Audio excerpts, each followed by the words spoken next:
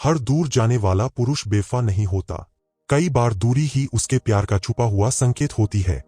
कुछ पुरुष प्यार में पास आने से नहीं डरते, लेकिन बहुत पास आ जाने से डरते हैं।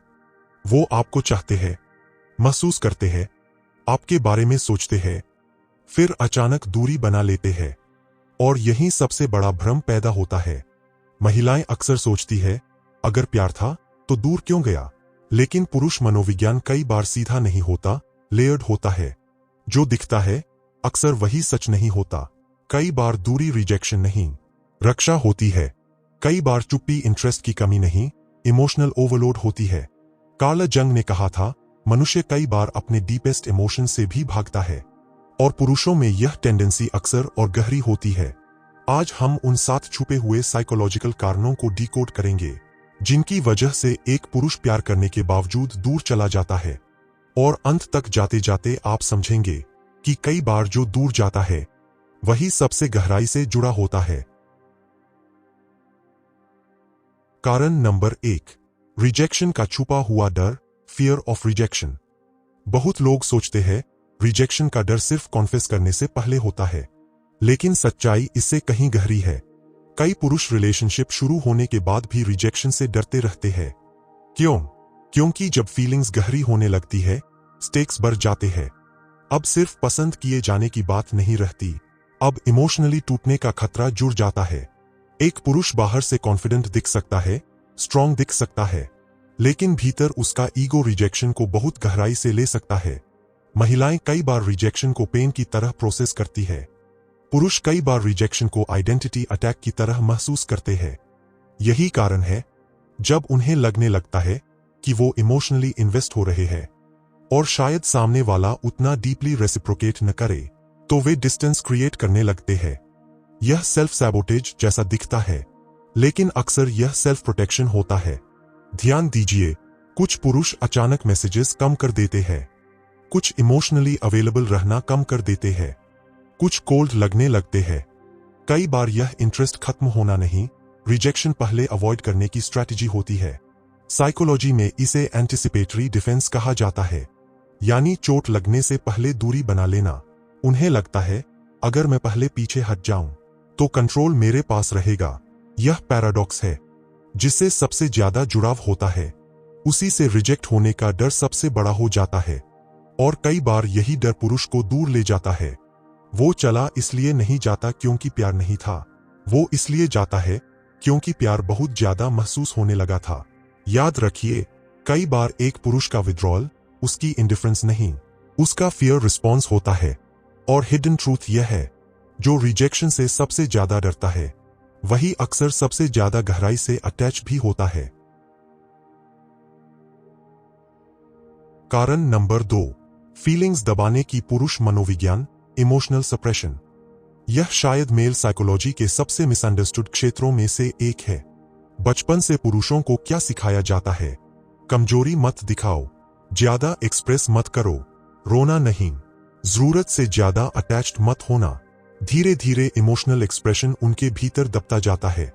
फिर जब प्यार आता है, समस्या शुरू होती है, क्योंकि प्रेम कंट्रोल नहीं करता, खोलता है।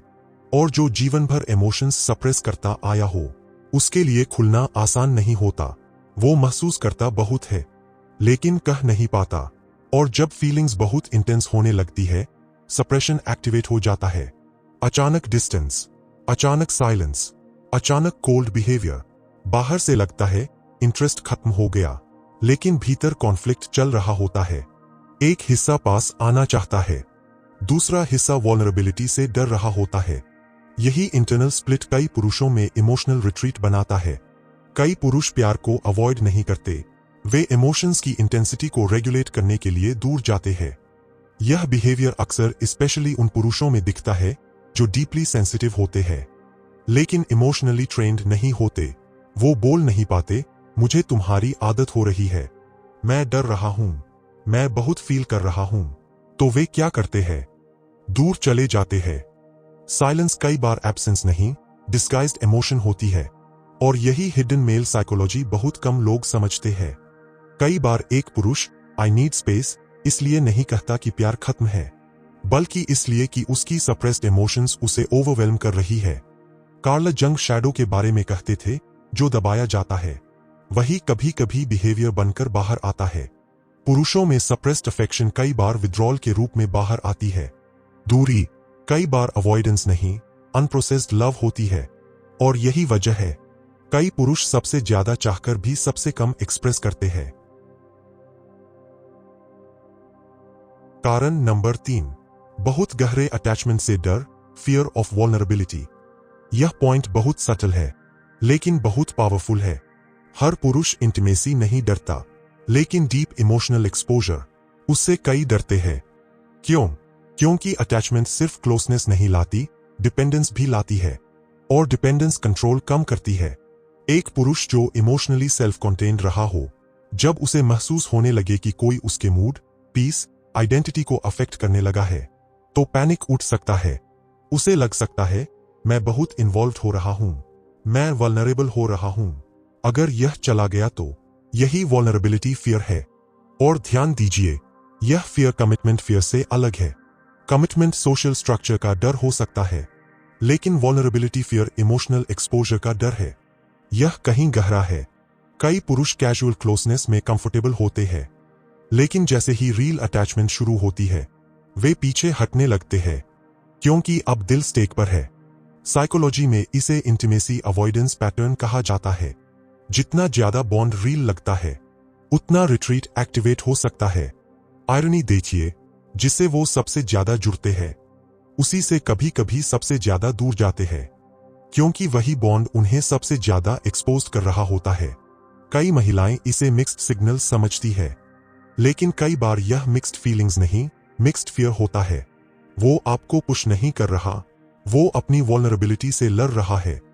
डीप अटैचमेंट कई पुरुषों को फ्रीडम लॉस नहीं, सेल्फ लॉस जैसा महसूस करा सकती है, और इसी फियर में वे थोड़ा दूर जाकर खुद को रीगेन करने की कोशिश करते हैं। लेकिन हिडन ट्रूथ यह है, अगर वल्नरेबिलिटी का डर एक्टिवेट हुआ है, अक्सर फीलिंग्स सुपरफिशियल नहीं थीं, क्योंकि शैलो कनेक्शंस पैनिक ट्रिगर नहीं करतीं, गहरा जुड़ाव ही करता है। कारण नंबर 4, पुराने जख्म जो अभी तक भरे नहीं, पास्ट बिट्रेल या इमोशनल ट्रॉमा। कुछ दूरियां वर्तमान से पैदा नहीं होती, अतीत से आती है। यह बहुत महत्वपूर्ण पॉइंट है। हर विड्रॉल आपके बारे में नहीं होता, कई बार वह उसकी पुरानी चोटों की प्रतिक्रिया होता है। अगर किसी पुरुष ने बिट्रेल झेला हो, चीटिंग, ह्यूमिलिएशन, अबैंडनमेंट या डीप इमोशनल हर्ट, तो उसका नर्वस सिस्टम इंटीमेसी को खतरे से जोड़ सकता है। बाहर से वह मूव ऑन कर चुका लगेगा, भीतर ट्रॉमा पैटर्न्स एक्टिव रह सकते हैं। और जब कोई जेन्युइनली अच्छा कनेक्शन मिलता है, पैराडॉक्सिकली फियर बढ़ सकता है। क्यों? क्योंकि अब खोने के लिए कुछ है, और ट्रॉमा लॉस की संभावना को एम्प्लीफाई करता है। ऐसे पुरुष कई बार कॉन्शियसली नहीं, सबकॉन्शियसली रिट्रीट करते हैं। उन्हें लग सकता है, इतना अच्छा सच नहीं हो सकता, मुझे फिर चोट लगेगी, मैं पहले दूर हो जाऊं। यह मिसट्रस्ट आपके प्रति नहीं, इंटीमेसी इटसेल्फ के प्रति हो सकता है। ट्रॉमा अक्सर दो एक्सट्रीम्स बनाता है, क्लिंग या विथड्रॉ, और कई पुरुष दूसरा पैटर्न दिखाते हैं। वो जैसे ही इमोशनल सेफ्टी मिलने लगती है, आयरॉनिकली अनईजी हो जाते हैं, क्योंकि अनफेमिलियर सेफ्टी भी ट्रॉमेटाइज्ड माइंड को असुरक्षित लग सकती है। यह बहुत डीप साइकोलॉजी है। कई बार जो पुरुष सबसे ज्यादा प्रोटेक्टिव लगता है, वही सबसे ज्यादा वुंडेड भी होता है।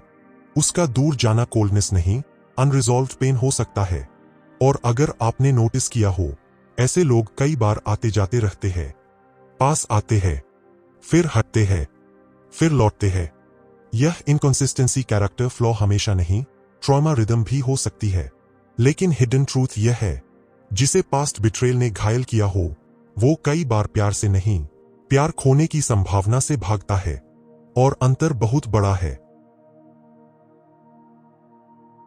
कारण नंबर 5, खुद को आपके लायक न समझना, फीलिंग अनवर्दी।